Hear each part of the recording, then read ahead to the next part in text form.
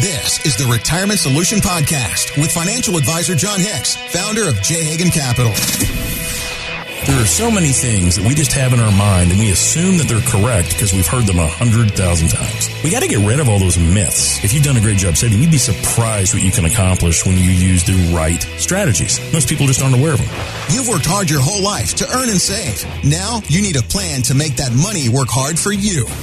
So people that have sacrificed opportunities to spend money, they sacrificed by putting the money in that 401k. They've sacrificed by putting that money in a 529 college plan for their grandkids. Those types of sacrifices should go rewarded in the long run. John is here to help you find solutions for your retirement. Do you know what we're celebrating? What are we celebrating? We just celebrate the 83rd birthday, I believe. Oh, help me with the math. 83rd? I think so. 1941? Okay, yeah. No. No, it can't be. It's got to be 82nd. 82nd? 82. I told you math wasn't my thing. Ooh. The first M&Ms were introduced. And do you know why? This was the fact that I loved the most about it. No. Okay, so the whole idea was the candy-coated chocolates was so that the soldiers in World War II could have chocolates in their packs that wouldn't melt. Really? Come on. How great is that? So if soldiers can go to war and they don't melt in the soldiers' packs, how come every time my children are in the backseat of my car, there is melted chocolate everywhere? Well, you're comparing trained Army, Navy soldiers to my little gremlins. To your beautiful but troublemaker children. It amazes me that my kids can look at a piece of chocolate and it can be almost over 3/4 of the upholstery in the back of my vehicle. I am amazed. We don't even allow food in our cars half the time. I'm like, I don't even know what this is. I'm not sure if this is epoxy residue. I don't know what they're doing. You really hope it's chocolate? I love those memes. I say, where you see moms say, I really hope this is chocolate. It's like, oh no. I know. I know, but it is what it is. We took a right turn off that 82 years. 82 years. Yeah. Sitting there, see how I brought it back full circle. Thank you. 82 years. Thank you. I appreciate that. Of kids in the backseat of vehicles. Right. Was that even really before most people had vehicles really at that point? No, I just thought that was such a cool story about why they exist. But listen, consider yourself warned. If you start Googling things about M&Ms, you will go down an hour-long wormhole of information that you never thought you would want to know. Am I speaking from experience? We'll leave that up to the judges to decide. Maybe I know way too much about all the different color varieties and why one existed over the other and why it's blue, not pink. John, these are not the things that we need to dive into this morning here on the radio. Not at all. We're going to dive into other things. Absolutely. I'm just glad when you said M&Ms, you weren't talking about the wrapper. So that's good. That was a much better situation. I just want to give a shout out to Mars M&Ms and say thank you for supporting our troops from an early stage, giving them the candies that they need. And we are glad to still enjoy the delectable treats to this day. There you go. That's all I got to say about that. All right. So let's talk about the stuff that you get your own self. What I love about John Hicks, if you don't know John personally, we will connect and start talking before we come on the air, and he will be nerding out about some sort of book that he read. I'm like, weren't you on vacation? He's like, yeah, but listen about this thing and go riff about this financial situation.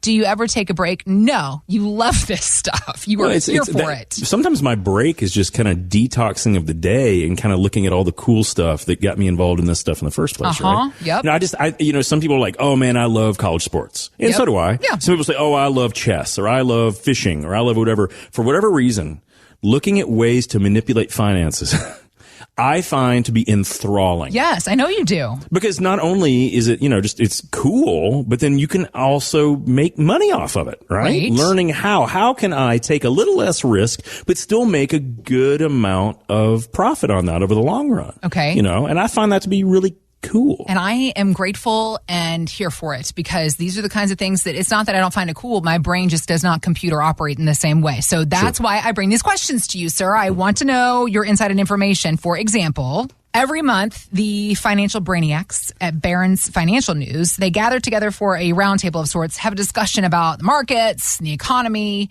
And last month, I mean, surprise, surprise, there was a lot of disagreement, John. Who knew? One said, I see bubbles and champagne. Another said he sees a different kind of bubble. He said, I see the need for Alka-Seltzer. Sure, yeah. Now, that's, again, bringing back to my point about how I appreciate that you find all this stuff so cool and interesting, because you do. You serve as kind of this middleman.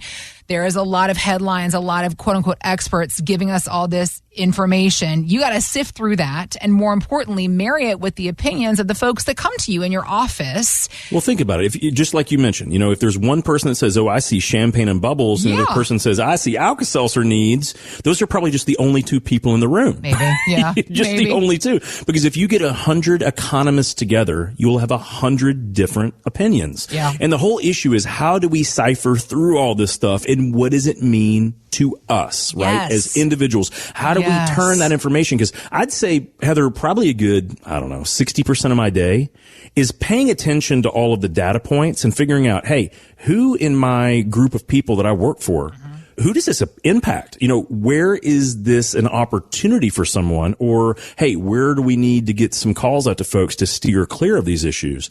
It's really, a lot of it is not just data aggregation. I think the biggest issue that we see out there right now, because there's so much information. It used to be, oh my goodness, no one has information. Information is power. We're the exact opposite of that now. We're in information overload. We're actually drowning in a sea of information. What we really need is someone to guide us through that information so that we make good, informed decisions. So amazingly enough, when you're kind of looking at some of these things, what I have found recently, Heather, is that when you have these groups that get together, whether they're at Davos or wherever they are, they always try to come up with, hey, what are we going to tell people about what we see out there? And there is no way of knowing what's going to be good or bad. What I would say is, what is the right amount of risk to take based on what reward you expect? That's what I would say. So when any of these things happen, it doesn't mean that we can control the economy.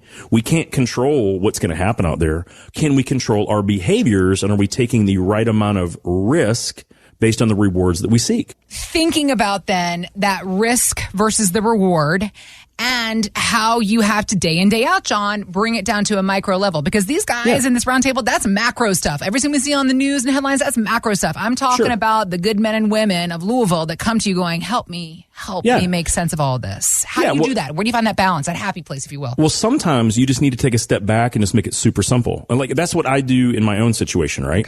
So if you think about over the long run, so if you just go back to, let's say, the last 25 years, if you look at what the stock market has actually averaged, it's not as high as people actually think. I have people all the time say, actually, let's do this. Heather, what do you think that the stock market, the S&P 500, what do you think it's actually performed at on average for the last 25 years? Year to year average? Yeah. I would say optimally somewhere between 8 and 12%. There you go. Perfect. So, and that's what I hear a lot of people say. It's like, oh yeah, John, if you look over the long run, last 25 years, market average about 8 to 12. Well, that's a little high. So when you think about it, the actual stock market average over the past 25 years is around 7.3%. Really? Okay. Yeah. And that's before fees. That's before taxes. That's before you're paying an advisor or paying fund costs, or you got mutual funds or whatever it is. That's before all that. So it's fine though, but we need to just be cognizant. Realistic. What are we really expecting to return? 7.3% is what the market's averaged. Now, interestingly enough, a couple years ago, when banks were only paying us 0.2% or whatever, then the market was a lot better, because a 7.3% average is pretty darn good when banks are paying you nothing. However, when I'm hearing these things and they're saying, oh my goodness, I don't know what the market's going to do. Is it going to be up? Is it going to be down? Is it going to be left or right? What I always want to ask clients or people I'm talking to is, hey, how much risk do you want to take right now if the market averages 7? Because we can get guaranteed safe investments that can typically give us between 5 and 8% in the long run. And they're like, whoa, what are you talking about, John? I was like, I know. 2 years ago, they didn't exist. We didn't have access to them. Right. And now we can, with complete safety of our principal, we can actually get somewhere between 5 and 8% with no downside risk at all. And see, that's why I ask, man, that changes a lot of things, doesn't it? If we know that the past 25 years, The stock market has averaged 7, and there's all the risk in the world that it could go down 20% from here or 30% in 1 year or another. But if we know that we can get 5 to 8 with no downside risk at all, it becomes very attractive, at least as an alternative, because things have done it that way. So here's what I would say. Whether the financial brainiacs get together every year or every 6 months or every other day, the question is, who do you have in your corner helping you analyze those situations that have happened? A lot of people out there may be saying, hold on, how can you get 5 to 8% with no risk? Well, it's because rates have come up, and we're not just looking at those bank CD rates. Sure, we look at them, but are there things that are just as safe or pretty comparable for safety that can give us better alternatives? Yeah, frankly, there are. So it doesn't mean that it's a right fit for anyone, but there's a lot of things that we've done over the last year, Heather, that are really attractive, whether it be from our dividend type strategies that are paying better than 10% right now. Right? So even if the market goes up and down and up and down, if you're getting a 9 or 10% dividend, you're kind of being paid to wait for a while. That's pretty darn good in my opinion. Sure. Or you use some insured indexing strategies. And that's what I was saying can get you 5 to 8, where you're going to a bank or a trust company or an insurance company and you're saying, hey guys, I want you to safeguard my money. As a matter of fact, I want a guarantee or a promise that you're going to give me all my money back. So we get safety. But instead of them just giving you a 3 or 4% rate of return, they're going to buy index options. So if the stock market goes up, you just get some upside. They're not perfect, but we've seen some of these. You can get as much as 10 to 13.5% right now with no downside risk. So again, last year, they didn't offer this. The rates weren't good. But as things have changed, as the economy has changed, so have these changed. So if you want a second opinion or find out some of those alternatives, or maybe you're not aware of ways to maybe reduce your risk, but not put the money under the mattress, there may be alternatives out there that are just right for you. You just need to seek them out. Thanks for listening to the Retirement Solution Podcast with John Hicks. Begin the conversation about your savings plan with John and the team at J. Hagan Capital by visiting retirementsolutionradio.com. Be sure to listen to John's radio show, The Retirement Solution, Saturdays at 8 a.m. and Sundays at 9 a.m. on News Radio 840 WHAS. J. Hagan Capital Inc. is not licensed in all 50 states. To find out if J. Hagan Capital Inc. is licensed in your state, please call 502-690-5635. J. Hagan Capital Inc. is not affiliated with nor endorsed by the Social Security Administration or any other government agency. It does not provide legal or tax advice. Annuity guarantees rely solely on the financial strength and claims paying ability of the issuing insurance company. By contacting us, you may be provided with information about insurance and annuity products offered through Jonathan Hicks, insurance license number 548962.